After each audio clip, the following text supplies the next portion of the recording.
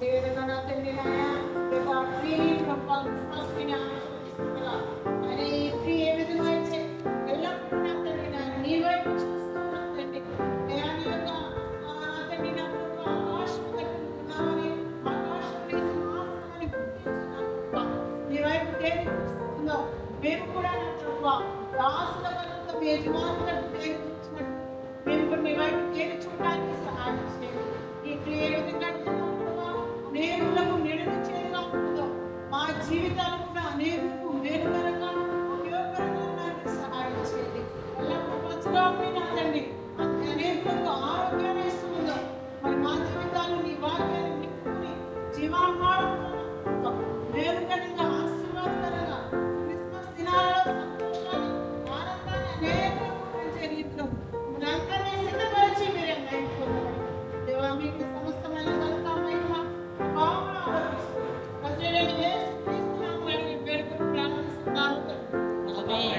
తండ్రి కుమారుడు పరిశుద్ధాత్మ దేవుడు నామముల యొక్క కీర్తి దేవాలయంలో ఆనందిస్తున్నాము.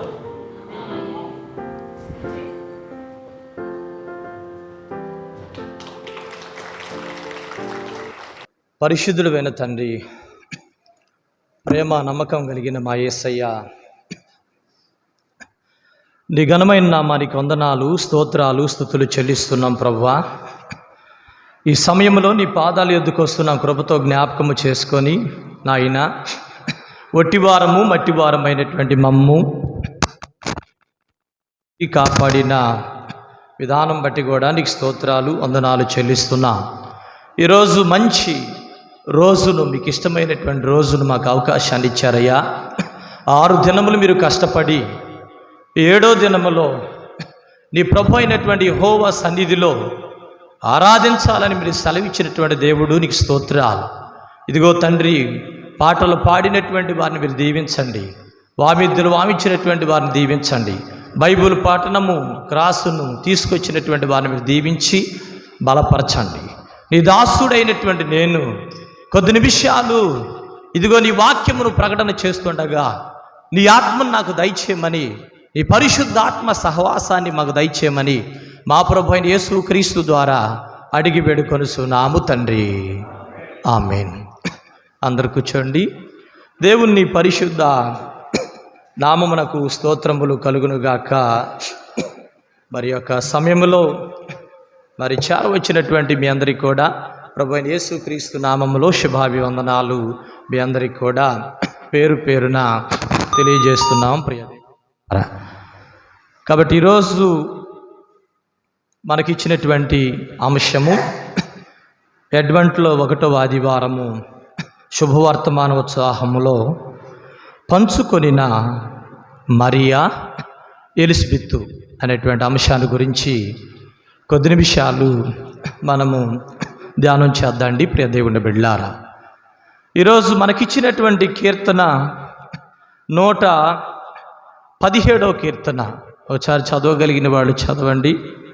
117వ కీర్తన అడ్వెంట్లో 1వ ఆదివారము శుభవర్తమాన ఉత్సాహముతో పంచుకొనిన మరియా ఎలిజబెత్ అనేటువంటి అంశాన్ని కొద్ది నిమిషాలు మనం ధ్యానించుకుందాండి ప్రియ దేవుని బిడ్డలారా. చదవండి 117. యెహోవా కృప మన ఎడల హెచ్చుగా నున్నది, ఆయన విశ్వాస సత్యము నిరంతరము నిలుచును. ప్రియ దేవుని బిడ్డలారా, చాలండి. ఈ కీర్తనలో రాయబడినటువంటి మాట ఏంటంటే యెహోవా కృప మన ఎడల హెచ్చుగా ఉన్నది.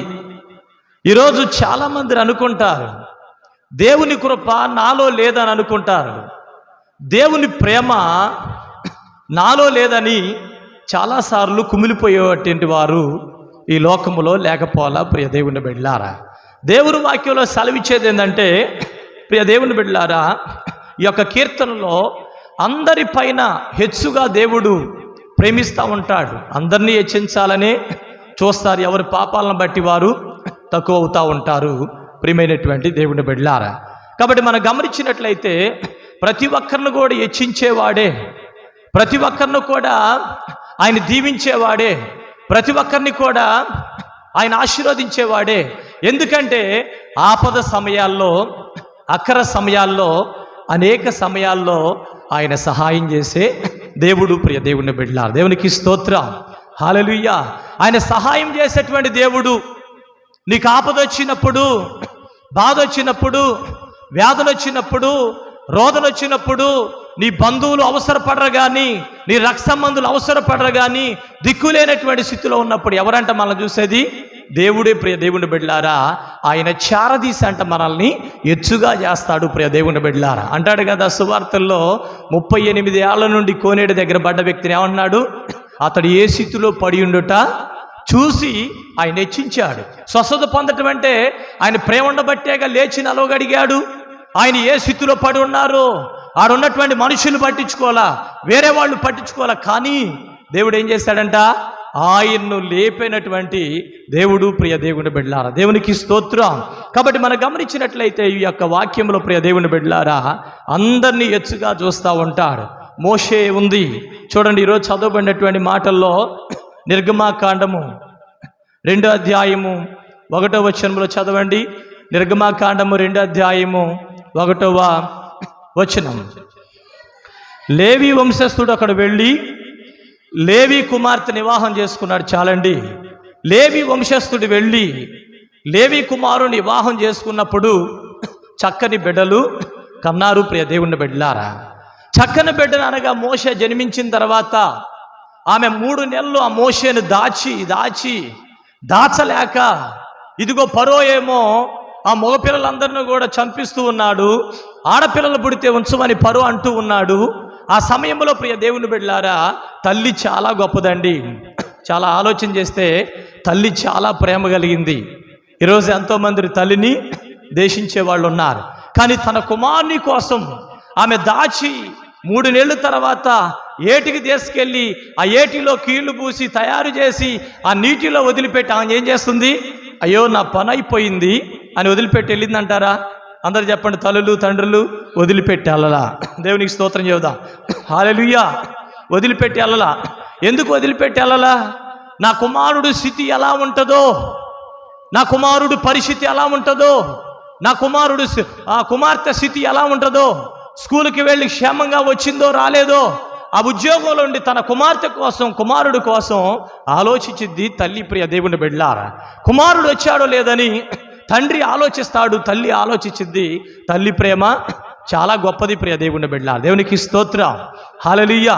కాబట్టి మనం గమనించినట్లయితే మోషే తల్లి అక్కడే ఉండి ఏం చేస్తుందంటే, అతనికి ఏమి సంభవించునో, మేలు చేస్తాడా కీడు జరిగిద్దని ఆ తల్లి ఎదురు చూస్తూ ఉంటుంది. ప్రియ దేవుని బిడ్డలారా, నా కుమారుని నీటిలో వదిలితే ఒకవేళ ఆ ఏటిలో ఉన్నటువంటి ముసళ్ళు ఏమైనా వస్తాయేమో, లేదా ఎవరైనా నా కుమారునికి హాని చేస్తారేమో, అలా జరగకోకుండా ఉండాలని ఆమె ఎదురుగా ఉండి, చాటుగా ఉండి చూస్తూ ఉంది. ప్రియ దేవుని బిడ్డలారా, ఎంత గొప్ప ప్రేమ అండి తల్లికి. ఈరోజు యవనస్తులు చాలామంది తల్లిదండ్రులను దూషిస్తారు. బైబిల్లో ఒక మాట ఉంది, ఏమనంటే తల్లిదండ్రులు ఏం చేయాలంట? కొట్టాలా? సన్మానించాలా? కొట్టాలా? మరి గట్టిగా చెప్పండి. అందరూ సంతోషంగా ఉండాలి. మీ నోటి నిండా ఏముండాలంట? నవ్వు ఉండాలి. ఏముండాలి మీ నోటి నిండా? చాలామంది ఎప్పుడు ఇలాగే ఉంటారు. అలా ఉండకూడదు. నీ కాళ్ళు చేతులు ముక్కు ఎవరి కోసం అంట? తప్పుకోనుకోవద్దు. ఈ ఒక్కరోజు మాత్రం భరించండి. ఎవరి కోసం అంట? దేవుని కోసం. ఎప్పుడు సంతోషంగా ఉండాలి. సంతోషముతో అనే పాట ఉంటుంది కదా, సంతోషంగా ఉండాలి, నువ్వు ఆనందంగా ఉండాలి. ప్రియ దేవుని బిడ్డ, ఎందుకంటే నీ తండ్రి గొప్పవాడు కాబట్టి మనం సంతోషంగా ఉండాలి. దేవుని వాక్యం సెలవిస్తుంది, లోయ కాకులు బీగుతాయి అని చెప్పేసి దేవుని వాక్యంలో రాయబడింది. ప్రియ దేవుని బిడ్డలారా, కాబట్టి తల్లిదండ్రులను జాగ్రత్త చూడాలి, యవనస్తులైనటువంటి మనము. కాబట్టి ఆ తల్లి ఎంతో భయపడుతూ, నా కుమారుడికి ఏ ఆపద కలుగుతుందో, నా కుమార్తెకి ఏ ఆపద కలుగుతుందో ఎదురు చూసేటువంటి తల్లిదండ్రులు ఈ లోకములో లేకపోలా. ప్రియ దేవుని బిడ్డల, నేను ఎలా ఉన్నా పర్లేదయ్యా, నా కుమారుడు బాగుండాలని అనుకుంటారు. మోషే తల్లి కూడా అక్కడ కూర్చొని చూసి, నా కుమారుడు బాగుండాలి, నా కుమారుడికి ఏ హాని కలగదకూడదని ఒకవేళ ప్రార్థన చేసిందో లేదో మనకు తెలియదు. కానీ అప్పుడు ఫరో కుమార్తె స్నానం చేయటానికి ఏటికొచ్చి బాలు నా కోసము పెంచమని చెప్పింది. ప్రియ దేవుని బిడ్డ, దేవునికి స్తోత్రం చెబుదా, హల్లెలూయా. ఎవరా ఫరో కుమార్తె? ఆ నాన్న ఏం చేస్తున్నాడు? మగపిల్లలందరినీ కూడా చంపించేవాడు. దేవుడు అన్నాడు కదా, ఇదిగో నీ శత్రువులు ఎదుట నీకు నేను భోజనమును సిద్ధపరుస్తాను. దేవుడు ఈరోజు సిద్ధపరిచాడా లేదా? ఆయన చంపాలని ఎదురు చూశాడు. దేవుడేమో తన ఇశ్రాయేలు ప్రజల కోసం తన కుమారుణ్ణి కాపాడాలని దేవుడంట, ప్రియ దేవుని బిడ్డలారా, తల్లి గర్భంలోనే ఏర్పాటు చేసుకుంటాడంట. తల్లి గర్భంలోనే ఏర్పాటు చేసుకొని ఎలాగ చేయాలి, ఎలాగ నా సేవకి వాడుకోవాలని ఇర్మియాని తల్లి గర్భంలో చేసినట్లుగా జ్ఞాపకం చేసుకుంటాడు. తల్లి గర్భంలో ఉన్నప్పుడే తీసుకుంటాడు. ప్రియ దేవుని బిడ్డలారా, ఆ యొక్క ఫరో చంపవలసినటువంటి ఆ కుమారుణ్ణి ఏం చేసిందంట, తన కూతురు చేతే పంచిచ్చేటట్లుగా దేవుడు చేశాడు. ఇది గొప్ప కార్యం కాదంటారా? శుభవార్త కాదా? ఆ మరణించవలసినటువంటి వ్యక్తి మరణించలేదంటే ఆ బిడ్డపై దేవుని కృప ఉంది, ఆ తల్లి ప్రార్థన ఉంది, ఆ తల్లి యొక్క ఆశలు, దేవుని యొక్క ఆశలు ఉన్నాయి. ప్రియ దేవుని బిడ్డలారా, కాబట్టి మనం గమనించినట్లయితే దేవుడికి ఒక మేలు చేశాడు. అదే చంపటాన్ని ఇంటికి వారికి ఏం చేసింది, పంపించి చక్కగా పెంచి పెద్దవాడిగా చేశాడు. ప్రియ దేవుని బిడ్డలారా, అప్పుడు ఆ తల్లితో అంటుంది కదా ఒక వ్యక్తి, ఇదిగో నీ కుమారుణ్ణి ఫరో కుమార్తె తీసుకుందన్నప్పుడు అది శుభవార్త కాదంటారా? నీ కొడుకు మరణించలేదు, నువ్వు ఆ నీటిలో పడవేస్తే ఫరో కూతురు వచ్చి చేర్చుకుంది, ఇది శుభవార్త కాదంటారా? ప్రియ దేవుని బిడ్డలారా, శుభవార్తే. ఈరోజు మీకు ఒక శుభవార్త ఏంటంటే, మీరు భూమి మీద బ్రతికి ఉండటమే గొప్ప శుభవార్త. ఈరోజు మరణించిన వారు ఎంతమందిరో, ఈరోజు ఎంతోమంది దుఃఖములో ఈ స్థితిని చూడనటువంటి వారు, ఈ స్థలాన్ని చూడలేనటువంటి వారు, ఈ ధన్యతను పొందనటువంటి వారు ఎందరో, కానీ దేవుడు ఈరోజు మీకు సెలవిస్తున్నాడు. మీకు శుభవార్త ఏంటంటే మనం బ్రతికి ఉండటమే. ప్రియ దేవుని బిడ్డలారా, దేవునికి స్తోత్రం, హల్లెలూయా. కాబట్టి మనం గమనించినట్లయితే వెళ్ళి, అమ్మా నీ కుమారుడు బతికి ఉన్నాడు, నీ కుమారుడికి ఏ ఆపద రాలేదు అన్నప్పుడు తల్లి సంతోషించి ఆ శుభవార్తను తీసుకుంది. ప్రియ దేవుని బిడ్డలారా, మొదటిగా మనం గమనిస్తే వివాహం చేసుకుంది, బిడ్డలగన్నది, 3 నెలలు దాసింది, ఆ తర్వాత ఏటిలో వదిలిపెట్టింది.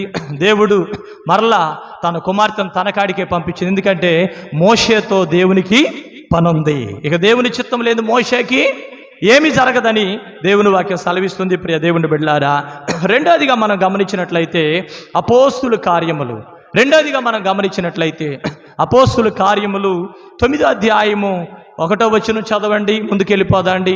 అపోస్తుల కార్యములు 9వ అధ్యాయము 1వ వచనం, రైట్, చదవాలి. సౌలు నింకను ఆ శిష్యులను బెదిరించుచు, చాలండి, అక్కడ జరిగినటువంటి సంఘటన ఏంటంటే, సౌలు దేవుని బిడ్డలైనటువంటి వారందరూ కూడా ఏం చేస్తున్నాడంట, బెదిరిస్తూ ఉన్నారు. అనేక రీతిలుగా కొడతా ఉన్నాడు, అనేక రీతిలుగా రాయలేదు కానీ చేసి ఉండొచ్చు. కానీ ఆయన యెహోవాయందు నమ్మిక ఉంచగలిగినటువంటి వాడే, కానీ మంచివాడే. కానీ వాళ్ళ దేవుడు అనగా యెహోవాను తప్ప యేసు ప్రభువుని ఎరగనటువంటి వాడు. ప్రియ దేవుని బిడ్డలారా, హల్లెలూయా. కాబట్టి శిష్యుల్ని బెదిరిస్తూ అనేకుల్ని బెదిరించిన తర్వాత దమస్కోలో ప్రభు అతనికి దర్శనమందు కనపడ్డాడు. ఆ గుర్రం మీద నుండి కింద పడిపోయాడు. పడిపోయిన తర్వాత దేవుడు మాట్లాడాడు. నన్ను హింసిస్తున్నావా సౌలు అని అడిగాడు. అయిపోయిన తర్వాత మనం గమనించినట్లయితే ప్రియ దేవుని బిడ్డలారా, సమయంలో ప్రియ దేవుని బిడ్డలారా, అననీయతో దేవుడు మాట్లాడుతూనే ఉన్నాడు. ప్రియ దేవుని బిడ్డలారా, అననీయతో దేవుడు మాట్లాడుతున్నా అన్నాడు కదా, అననీయ నీతో ఒక చిన్న పని పడిందయ్యా అంటే, అననీయ అన్నాడు కదా, ప్రభువా చెప్పయ్యా అన్నాడు. మనం కూడా ఏమనాలి, నీతో ఒక పని ఉందంటే మనం ఏం చేయాలి, మన గనులేం కాదు, చిత్తం అనాలి.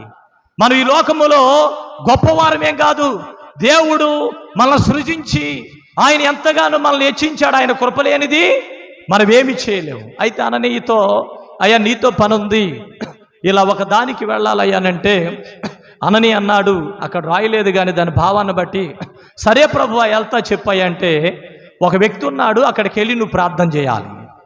అతను ఎన్నో దినముల నుండి ప్రార్థన చేస్తున్నాడు, కొన్ని దినముల నుండి నాకు మొర పెడుతున్నాడు, తను మారాడు, నువ్వు వెళ్ళి ప్రార్థన చేస్తే నా ద్వారా కార్యం జరిగిద్దు, నువ్వు వెళితే అని చెబితే, ఆ యొక్క అనని అన్నాడు కదా, వెళతా ప్రభువా అని మాట్లాడుతూ ఉన్నాడు. ప్రియ దేవుని బిడ్డ, దేవునికి స్తోత్రం చెబుదా, హల్లెలూయా.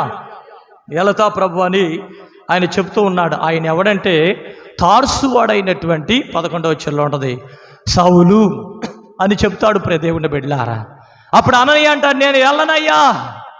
ఎందుకని ఇప్పుడు దాకా వెళ్తానని అన్నావు కంటే, ఆ యొక్క అననీయ అంటాడు కదా, ఆయన దోషకుడు, హానికరుడు, హింసకుడు, ఇదిగో నీ పేరు చెప్పినటువంటి వారందరిని కూడా చంపినటువంటి వ్యక్తి, అలాంటి వారి దగ్గరికి మనం వెళ్తామా ప్రభు అంటే, లేదయ్యా అతను మారాడంటే మారడు, అలాంటి మూర్ఖుడు మారడయ్యా, ఈ లోకంలోనే అలాంటి మూర్ఖుడు లేడయ్యా అని ప్రభుతో అంటే ప్రభు అన్నాడు కదా, అయ్యా నువ్వు ఖచ్చితంగా వెళ్ళాలి. హల్లెలూయా, హల్లెలూయా, హల్లెలూయా. కాబట్టి నువ్వు ఖచ్చితంగా వెళ్ళాలని దేవుడు సెలవిస్తున్నాడు. ప్రియ దేవుని బిడ్డలారా, ఆయన అన్నాడు, నేను వెళ్ళను ప్రభువా, ఆయన దుర్మార్గుడు, హానికరుడు, మన మనుషులను చంపినటువంటి వాడు అని మాట్లాడుతుంటే దేవుడు అన్నాడు, నువ్వు వెళ్ళి తన మీద చేతులుంచి ప్రార్థన చేస్తే తప్ప ఆ కళ్ళు రావయ్యా అన్నప్పుడు వెళ్ళాలా ప్రభు అంటే వెళ్ళాల్సి వచ్చింది. ప్రియ దేవుని బిడ్డలారా, ఈరోజు మన జీవితంలో కూడా ఎన్ని దేవుడు మేలు చేస్తూ ఉన్నాడు చెప్పండి, ఎన్ని ప్రమాదాల నుండి తప్పిస్తున్నాడు చెప్పండి. ఈరోజు ఆరోగ్యాన్ని దేవుడిస్తున్నాడు, ఆయుష్కాలాన్ని దేవుడిస్తున్నాడు, బలాన్ని దేవుడిస్తున్నాడు, శక్తిని దేవుడిస్తున్నాడు. ప్రియ దేవుని బిడ్డలారా, ఈరోజు మనం బ్రతికి ఉన్నామంటే కేవలం దేవుడిచ్చినటువంటి కృపను బట్టి, దేవుడిచ్చినటువంటి ప్రేమను బట్టి ఈరోజు మనం నివసింపగలుగుతున్నాం. ప్రియ దేవుని బిడ్డలారా, నీ కుమారుడు క్షేమంగా ఉన్నాడంటే దేవుడిచ్చినటువంటి సంకల్పం. ఈరోజు నీ కుమార్తె క్షేమంగా ఉన్నారంటే దేవుడిచ్చిన సంకల్పం. ప్రియ దేవుని బిడ్డలారా, అయితే ఆ రోజు జరిగినటువంటి సంఘటన ఏంటంటే, వెళ్ళిన తర్వాత సౌలు దేవుణ్ణి దర్శించిన తర్వాత అననయ్య వెళ్ళి ఏం చేస్తాడంట, మీరు చెప్పాలి ఈ ప్రశ్న. ఏం చేస్తాడు? వెనకలు చెప్పరా అమ్మా? చెప్పాలి, మా తల్లులుగా చెప్పాలి. చెప్పండి, ఏం చేశాడు? ప్రార్థన చేశాడు. ఎందుకు అడిగాంటే, ఎలా చేశాడో తెలుసుకుందాం అని అడిగా. ఎలా చేశాడు? చేతులుంచి ప్రార్థన చేశాడు. చాలామంది చేతులు పెట్టకూడదు అది ఇది అంటారు. సరే, అది మనకు అనవసరమైన విషయం అనుకో. చేతులుంచి ఏం చేశాడంట? ప్రార్థన చేశాడు. దేవునికి స్తోత్రం చూద్దాం. హల్లెలూయా. చూడండి, 18వ వచనం చదవండి. అపోస్తుల కార్యములు 9వ అధ్యాయము 18వ వచనం. ప్రియ దేవుని బిడ్డలారా, కన్నులు అప్పుడు కన్నుల నుండి పొరల వంటివి రాలగా అతడు దృష్టి కలిగి లేచి బాప్తీసము పొంది ఆహారం పుచ్చుకొని. ప్రియ దేవుని బిడ్డలారా, హల్లెలూయా, హల్లెలూయా. ఈరోజు గమనించండి ప్రియ దేవుని బిడ్డలారా, అననవి వెళ్ళి భయపడకుండా వెళ్ళి ఆయనకు ప్రార్థన చేసినప్పుడు ఆ పొరలు రాలిపోయి, అనగా పాపము యొక్క పొరలు రాలిపోయి, గర్వం అనేటువంటి పొరలు రాలిపోయి, ఎలాంటి పొరలు వచ్చినాయి అంట? పవిత్రమైనటువంటి నేత్రాలు వచ్చాయి. చాలామంది గర్వంతో చూసేవాళ్ళు ఉంటారు, చాలామంది అపిత్రతో చూసేటువంటి వారు ఉంటారు. ఆ సౌలుకి అవన్నీ కూడా వెళ్ళిపోయి దేవుని మంచి నేత్రాలు అననీయ ద్వారా కలగజేశాడు. ప్రియ దేవుని బిడ్డలారా, హల్లెలూయా. కాబట్టి మనం గమనించినట్లయితే మంచి నేత్రాలు కలిగాయి. అననీయ అన్నాడు కదా, ఇదిగో దేవుడు చెప్పాడు అననీయ, నీ పాపాలు క్షమించబడ్డాయి, ఈయన నా కోసం పని చేస్తాడు, ఇతను నా కోసము నా భారాన్ని మోస్తాడు, నా కోసము కష్టపడతాడు, నా కోసము ఎన్నో శ్రమలు పడతాడని దేవుడు చెప్పాడు. ఇదే నీకు శుభవార్త అని మాట్లాడాడు. ప్రియ దేవుని బిడ్డలారా, అక్కడేమో నీ కుమారుడు బతికాడని చెప్పాడు, ఇక్కడేమో సౌలుని పౌలుగా మార్చి ఏం చేశాడంట? నేత్రాలు దేవుడు కలగజేశాడు. ఇది శుభవార్త. గుడితనంతో ఉంటే ఈ లోకం కనపడిద్దండి? కనపడదు. అదే గుడ్డితనంతో దేవుడు కోపం మీద ఉండి నువ్వు గుడ్డోడిగా ఉండంటే ఈ లోకాన్ని చూడగలిగేవాడా? అంత సేవ చేసేవాడా? దేవుడు క్షమించబట్టే, ఆయన కృప 117వ కీర్తనలో చెప్పబడినట్లుగా ఎచ్చుగా ఉండటం వల్లే ఆ యొక్క సౌలును పౌలుగా మార్చి దేవుడు దీవించాడు. ప్రియ దేవుని బిడ్డలారా, కాబట్టి మన జీవితాలు ఎలా ఉన్నాయి మనం పరిశీలన చేసుకోవాలి, మన బ్రతుకులు ఎలా ఉన్నాయి మనం పరిశీలన చేసుకోవాలి. ప్రియ దేవుని బిడ్డలారా, అలాగనే లోకాసు వార్తలో మనం గమనించినట్లయితే 1వ అధ్యాయము 41వ వచనములో రాయబడినటువంటి మాట, పరిశుద్ధాత్మతో నిండుకొని మరియా ఎలిజబెత్. ఇక్కడ ఒక మాటను మీకు ప్రస్తావన తెస్తాను. ఏంటి ఆ మాట అంటే, దేవుడు మోషేను వాడుకున్నాడా? చెప్పండి, వాడుకున్నాడుగా. దేనికోసం వాడుకున్నాడు? ఇశ్రాయేలు ప్రజల కోసం వాడుకున్నారు. ఇంకా బైబిల్లో చాలామంది భక్తులను కూడా వాడుకున్నాడు. అలాగనే మోషేను వాడుకున్నాడు, యెహోషువాని, ఇంకా చాలామందిని ఆ దేవుడు వాడుకొని, అలాగనే మరియమ్మను కూడా, కన్యకను కూడా, దేవుని కుమారుడు పుట్టడానికి ఆయన ఆ స్త్రీని కూడా వాడుకోవటం అంటే ఆయన పని కోసం జరిపించాడు ప్రియ దేవుని బిడ్డలారా. మోషేను దేవుని పనిలో ఉంచాడు. మరియ యేసు ప్రభు కోసం దేవుడు ఆయన పనిలో ఉంచాడు ప్రియ దేవుని బిడ్డలారా. అయితే 41వ వచనం చదవండి. లూకా సువార్త 1వ అధ్యాయము 41వ వచనం. రైట్.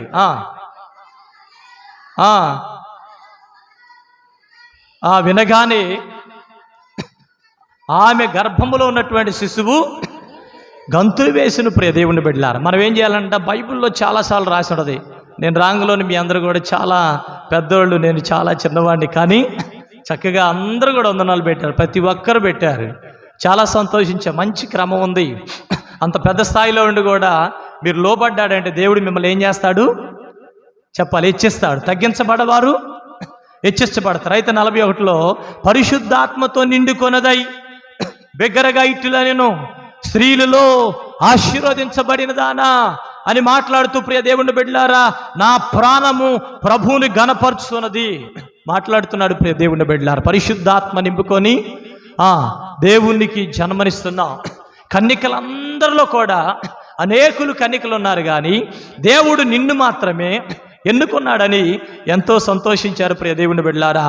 మొదటి మాట కీర్తనలో దేవుడు ఎచ్చుగా ఉంచాడు. రెండోది ఏంటంటే మోషే తల్లికి ఒక శుభవార్త.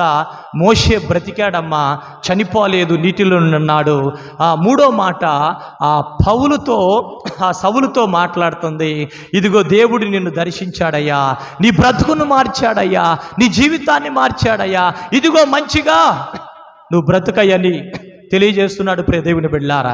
మన జీవితంలో కూడా, మన బ్రతుకులో కూడా దేవుడు వెలుగునిస్తే మన జీవితం పాతవి మర్చిపోవాలి, పాతాశలు మర్చిపోవాలి, లోకాశలు మర్చిపోయి వెనకున్న వాటి కోసం కాకుండా నీ ఎదుట పెట్టినటువంటి పందెములో పౌలుతో ఎలా పరిగెత్తాడో పౌలు, అలాగ మన జీవితాల్లో మనం కూడా ఏం చేయాలంట?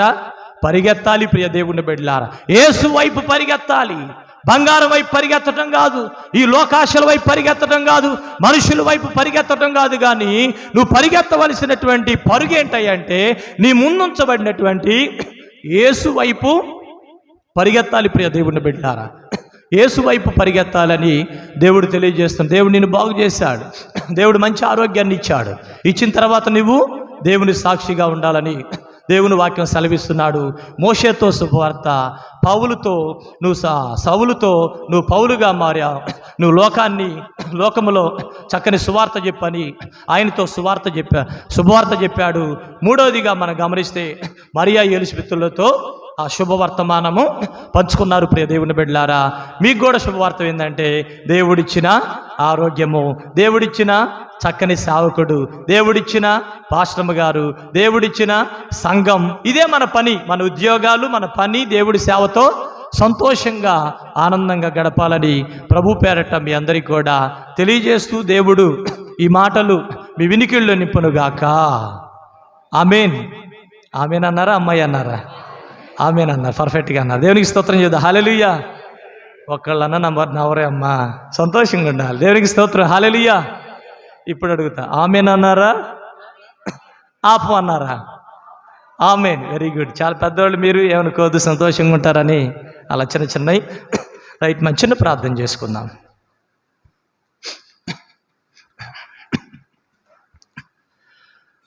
ఏమి చేసినా నాకు మేలే చేస్తావు, ముందు జరిగేది అది నీకే తెలుసయ్యా. ఏమి చేసినా నాకు మేలే చేస్తావు, ముందు జరిగేది అది నీకే తెలుసయ్యా. నాకంటే నీకే ఎక్కువ బాధ్యత ఉందయ్యా, నాపై బాధ్యత ఉందయ్యా. నాకంటే నీకే ఎక్కువ బాధ్యత ఉందయ్యా, నాపై బాధ్యత ఉందయ్యా. మాట ఇచ్చి తిని నేను మరలా తప్పి తిని, దయతో నన్ను క్షమించు దేవా, దయతో నన్ను క్షమించు దేవా. ప్రార్థన చేసుకున్నాను. పరిశుద్ధుడైన తండ్రి, ప్రేమ కలిగిన యేసయ్య, నీ ఘనమైన నామానికి వందనాలు, స్తోత్రాలు, స్తుతులు చెల్లిస్తున్నా. ఇదిగో ఈ వాక్యము ద్వారా నేను హెచ్చించే దేవుడను, బలపరిచేటువంటి దేవుడను, తగ్గించే దేవుడు కాదని నీ కీర్తనల ద్వారా తెలియజేశారయ్యా. ఇదిగో తల్లి మనసును అర్థం చేసుకొని నీ సేవ కోసం, నీ పని కోసం మోషేని నాయన కాపాడినటువంటి దేవుడు, శత్రువులు ఎదుట నీకు భోజనం సిద్ధపాటు చేస్తానని మీరు సెలవిచ్చారు. అలాగనే శత్రువు ఎదుటే ఆ యొక్క బిడల ద్వారానే పెంచిచ్చినటువంటి గొప్ప దేవుడు. ఇదిగో మనుషుల హృదయాన్ని ఎరిగినటువంటి దేవుడు, ఇదిగో మనుషుల యొక్క ఆలోచనలు ఎరిగినటువంటి దేవుడు, నీకు స్తోత్రాలు. మీరు సెలవిచ్చారు, ఇదిగో నువ్వు పడుకొనుట, నువ్వు కూర్చునుట, నువ్వు లేచుట ఎరిగినటువంటి దేవుడు అయ్యా. నీకు స్తోత్రాలు ప్రభువా. ఇదిగో తండ్రి, మమ్మల్ని అందరూ ఎరిగినటువంటి దేవుడు, మాలో శుభవార్తను కలగజేయండి, మంచి ఆరోగ్యాన్ని దయచేయండి అయ్యా, సంతోషాన్ని దయచేయండి అయ్యా. సౌలు జీవితం మార్చినట్లు మా జీవితం మార్చండి అయ్యా. సౌలును పౌలుగా మార్చినట్లు మమ్మల్ని కూడా మీరు మార్చి మీ సేవలో, మీ పనిలో వాడుకోవడానికి నీ కృప దయచేయమని ప్రార్థన చేస్తున్నా. వారిద్దరు కూడా ఎలిజబెత్ మరియ గారు తండ్రి చక్కగా మాట్లాడుతూ నీ ఆత్మని నింపుకున్నటువంటి వారుగా మాట్లాడారు ప్రభువా.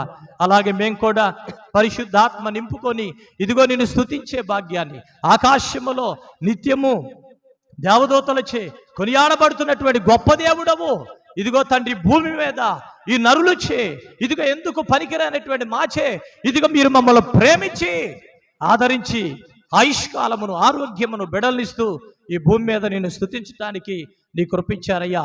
మేము మా ఇంటి వారమందరూ ఇదిగో యెహోవాని స్తుతించేటువంటి భాగ్యమును దయచేయండి, నీ కృపను దయచేయండి అయ్యా. మా జీవితాలు నాయన పౌలు వలె మార్చండి. ఆ సౌలు పౌలుగా మార్చినట్లు మా జీవితంలో, మా బ్రతుకుల్లో వెలుగును తీసుకురండి అయ్యా. మీరు నిజమైనటువంటి వెలుగై ఉన్నారు.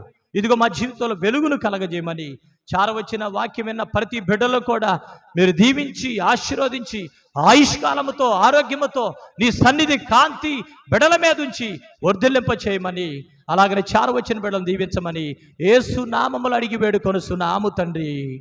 ఆమేన్.